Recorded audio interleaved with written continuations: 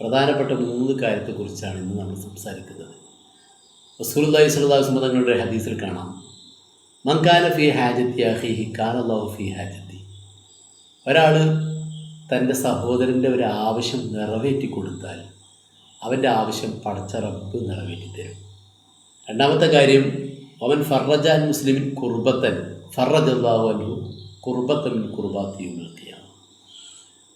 ഒരു മുസ്ലിമിൻ്റെ ഒരു പ്രയാസം ഒരാൾ അകറ്റി കൊടുത്തു. എന്തോ ഒരു പ്രയാസത്തിൽ നിൽക്കുന്ന ഒരാളുടെ പ്രയാസം ഒരാൾ അകറ്റി കൊടുത്താൽ അന്ത്യനാളിൽ അവൻ്റെ പ്രയാസം അള്ളാഹു നീക്കി കൊടുക്കും. അതുപോലെ തന്നെ വമൻ സത്തറ മുസ്ലിമൻ സത്തറഹുല്ലാഹു യൗമൽ ഖിയാമ. ഒരാളുടെ എന്തോ ഒരു മൈനസ്, ഒരു രഹസ്യം, എന്തോ ഒരു വീക്ക്നെസ് ആവട്ടെ, അത് മറച്ചു വെച്ചാൽ അവൻ്റെ ഒരു വീക്ക്നെസ്സിനെ, ഒരു പോരായ്മയെ പടച്ച റബ്ബ് നാളിൽ മറച്ചു വെക്കും.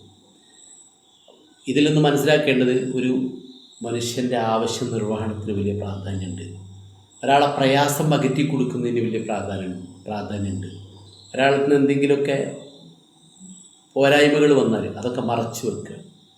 നല്ല മനസ്സിനെ ശുദ്ധമാക്കുന്ന കാര്യങ്ങളൊക്കെ നമ്മൾ ചെയ്യുക. നല്ല ഒരു മനസ്സുള്ള ആളായി തീരുക. റബ്ബ് അനുഗ്രഹിക്കട്ടെ.